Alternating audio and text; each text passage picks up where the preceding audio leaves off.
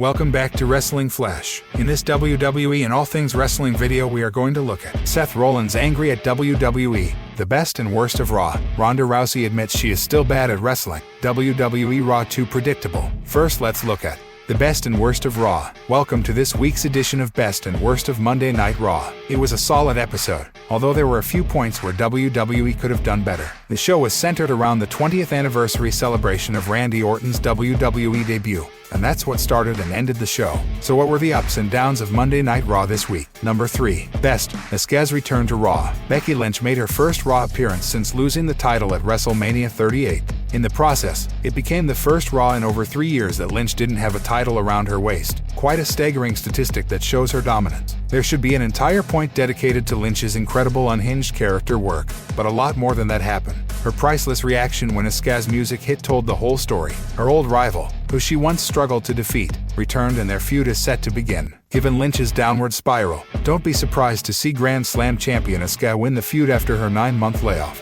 Number 2. Worst. The Bobby Lashley Omos segment. This was a mix of good and bad, but mostly bad. In terms of the good, Bobby Lashley getting cheered and respected was a highlight. He defeated Omos in an arm wrestling contest and was made to look strong, which was also good. However, it mostly went downhill from there. Unfortunately, once somebody becomes a babyface in WWE, they instantly lose the ability to use their brain. Despite Lashley being prepared for anything else to happen, he was caught off guard when Omos attacked him from behind. This wasn't a favorable presentation, and hopefully, WWE does better with the Almighty on Raw. Number 2. Best. Bringing back Mustafa Ali. This week on Raw, The Miz TV saw United States Champion Theory as the special guest. The two seemed to like each other, as the A-lister saw Theory as a reflection of himself. All the sweet talk was cut short when Mustafa Ali returned for the first time in 6 months. He challenged Theory, but it was declined. He would then beat two-time WWE champion The Miz on Raw before being attacked by Ciampa. It's going to be interesting to see how things play out upon his return to the Red brand.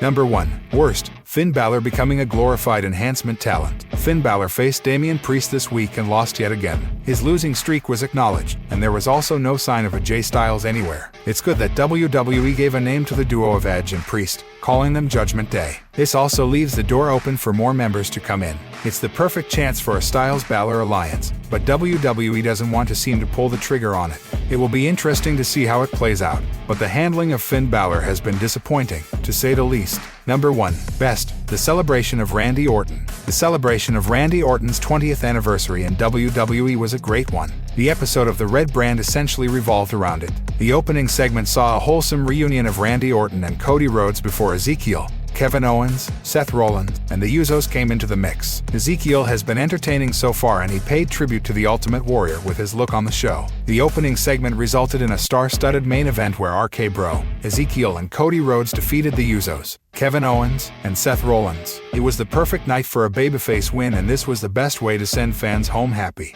WWE Raw too predictable. The latest episode of Raw kicked off with Randy Orton celebrating his 20th anniversary in WWE. The segment was chaotic, to say the least, as several roster members came out to stack the ring. Cody Rhodes, Seth Rollins, Ezekiel, Kevin Owens, and the Usos showed up to the party before Adam Pearce predictably entered the fray to book the night's main event. The segment ended with Orton delivering a crowd-pleasing RKO to Owens after Pearce announced an 8-man tag match, and Vince Russo was not a fan of the entire angle. While reviewing the most recent Raw on Sportskeeda Wrestling's post-show, Russo criticized WWE's uninteresting booking and the company's over-reliance on Randy Orton's RKO for a pop. Here's what the former WWE writer said on Sportskeeda's Legion of Raw. Call DraftKings, bro, because if you bet on Randy Orton's 20th year anniversary and the town where he was born, place your bet, bro, that he's going to give everybody the RKO at the end of the match, and you will be a rich man. Russo added, holy crap, bro. Could it be any more predictable? Vince Russo has been a long-time detractor of WWE's decisions, and he said that almost every televised show in the company looks like a live event these days. While fans in attendance will get their money's worth, Russo explained how viewers at home aren't having a similar experience, as all they witness are oft-repeated matches and segments. If you went to this show, you brought your kids, you brought your family, you had a good all-grand time. Everybody went home happy, everybody, okay. You're at home watching this on television, and you're asking yourself the question, why am I watching this? They set this match up. There are no stakes. The faces are going to go over. Orton is going to RKO everybody. Why am I watching this? Did you enjoy Raw's opening segment featuring Randy Orton and several other superstars? Let us know in the comments section.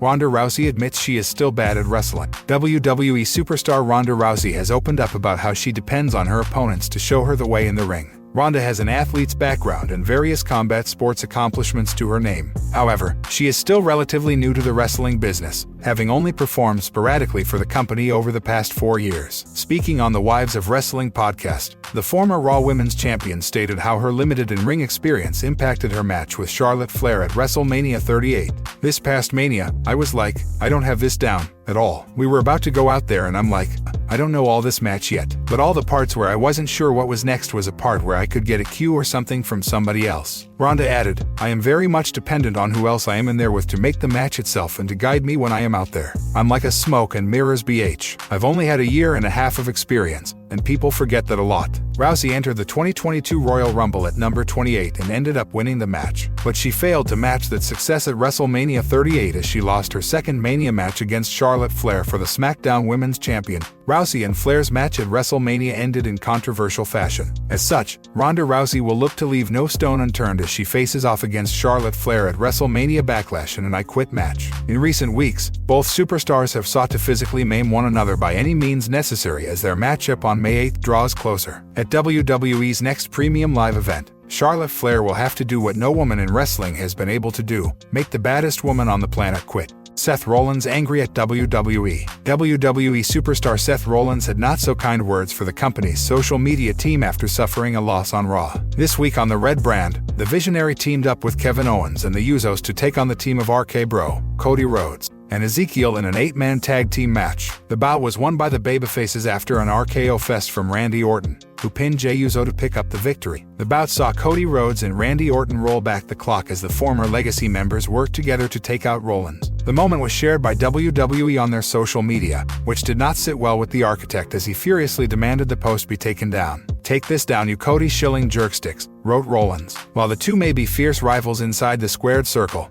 Randy Orton was full of praise for Seth Rollins, calling him one of the best professional wrestlers of this generation. While appearing in a YouTube video uploaded by WWE to celebrate his 20th anniversary, Orton reflected on his match against the Visionary at WrestleMania 31. "Seth Rollins is, in my opinion, one of the best competitors, performers, professional wrestlers of this generation. And I think it is apparent when you watch the matches he's had with the likes of Dolph Ziggler and Roman Reigns," recalled Randy Orton. "I've had a couple of good ones with him too. I always tell Seth, too, God, you're good. I forgot how good you are," Orton said. The Visionary is currently doing some of his best work in WWE as an unhinged lunatic with questionable fashion choices. Seth will face Cody Rhodes at WrestleMania Backlash in a rematch from their encounter at the Show of Shows. The rivalry between the two has been enthralling so far, with Cody Rhodes going over at WrestleMania. However, Seth Rollins claimed that the American Nightmare had an unfair advantage at the Show of Shows, thus demanding a rematch. Meanwhile, RK Bro will take on the Usos in a winners-take-all tag team title unification match at the upcoming premium live event.